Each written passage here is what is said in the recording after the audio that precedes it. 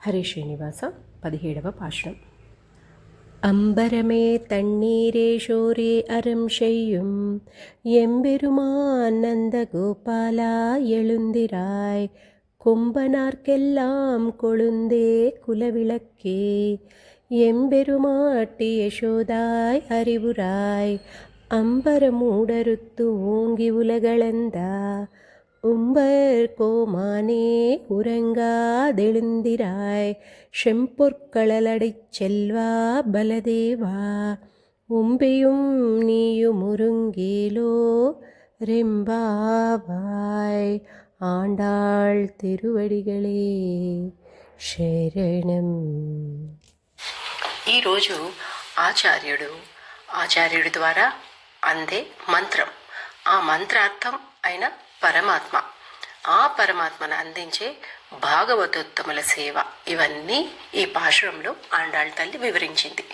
నిన్న ద్వారపాలకులను మన వాళ్ళు లోపలికి పంపాక ఒకసారి తొంగి చూశారు. అయితే వరుసగా కొన్ని పడకలు కనిపించాయట. అందులో మొదటిది నందగోపుడు, తర్వాత యశోదమ్మ, ఆ తర్వాత అంత స్పష్టంగా కనపడటం లేదు కానీ ఒక కాలికి కడియం వేసి ఉంది, మరొక పాదంలో గుర్తులు కనిపిస్తున్నాయి. బహుశా వారు కృష్ణ బలరాములై ఉండొచ్చు అని అనుకున్నారు. ఏ క్రమంలో వాళ్ళు చూశారో అదే క్రమంలో వాళ్ళని లేపడానికి ప్రారంభించారు.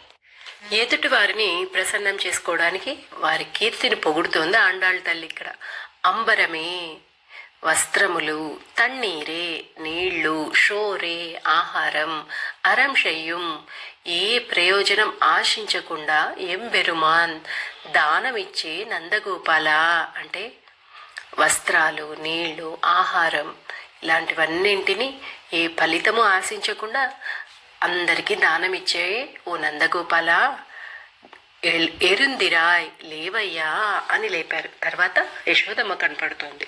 మొదట ఆచార్యుడు లభిస్తే తర్వాత లభించేది ఆచార్యాధీనంలో ఉండే మంత్రం, అదే యశోదమ్మ అని అనొచ్చు. ఎందుకంటే యశస్సుని ప్రసాదించేదే యశోద లేక మంత్రరత్నం. కొన్బనార్కెల్లాం సుందరమైన దేహస్వరూపం కలిగి స్త్రీ జాతికి అంతటికీ కొరుందే చిగురు లాంటిదానా, కుల విళక్కే ఆ కృష్ణ ప్రేమను కలిగిన ఒకే కులానికి ఒక దీపం లాంటిదానా, ఎంబెరుమాట్టి నీవే ఆయన అనుగ్రహాన్ని కలిగించే స్వామినివి.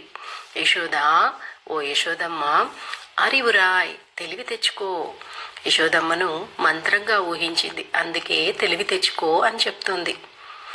ఓ అష్టాక్షరి మహామంత్రమా జ్ఞానాన్ని ప్రసాదించు అని అర్థం. ఇక్కడ ఇంకొక యశోదమ్మ కూడా ఇక్కడ యశోదమ్మ కూడా అంగీకరించింది. ఆమెను దాటి ఇంకొద్దిగా లోపలికి వచ్చారు.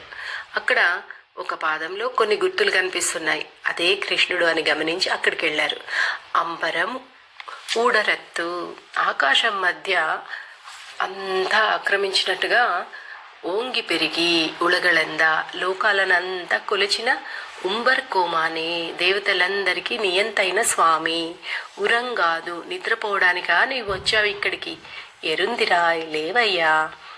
అమ్మ ఈరోజు ఆకాశాన్ని కొలిచిన పాదాన్ని పాడుతుంది. ఇన్నాళ్ళు మాకు తెలియక నీ వద్దకు రాలేదు కానీ జై శ్రీరామ్ లేచి మమ్మల్ని అనుగ్రహించవయ్యా అని ఆండాళ్ తల్లి విన్నపిస్తోంది. ఇక్కడ ఆయనేమో లేదట. అన్నగారు లేవలేదనేమైనా ఈయన లేవటం లేదేమో అనుకొని ఆండాళ్ తల్లి భావించి బలరాముని లేపడం ప్రారంభించింది. కృష్ణ అవతారంలో బలరాముని ఆధీనంలోనే ఉంటాడు కృష్ణుడు. బలరాముణ్ణి విడిచి అస్సలు ఉండడు. దేవికి దేవి గర్భంలో ఆరుగురు శిశువులు జన్మిస్తారు. ఎవ్వరు దక్కకపోయేసరికి 7వ గర్భాన్ని రక్షించడానికి రోహిణీదేవి గర్భంలో పెంచారు. ఆ పుట్టిన శిశువుకి ఒక బంగారు కడియం వేస్తారు. ఆయన పాద విశేషంతో కృష్ణుడు మనకు దక్కాడు. శంబెరు కరలడి అపరంచి బంగారు కడియం కలిగిన చెల్వా ఓ సంపన్నుడా బలదేవా ఉంబియం నీవు నిద్రపోకూడదు. ఉరంగ్ మమ్మల్ని రక్షించు. అయితే బలరాముడు లేచి మీరు భ్రమించారు, కృష్ణుడు ఇక్కడ లేడు, నీలాదేవి భవనంలో ఉన్నాడు అని రహస్యాన్ని చెప్పాడు ఈ పాశురంలో. హరే శ్రీనివాసం.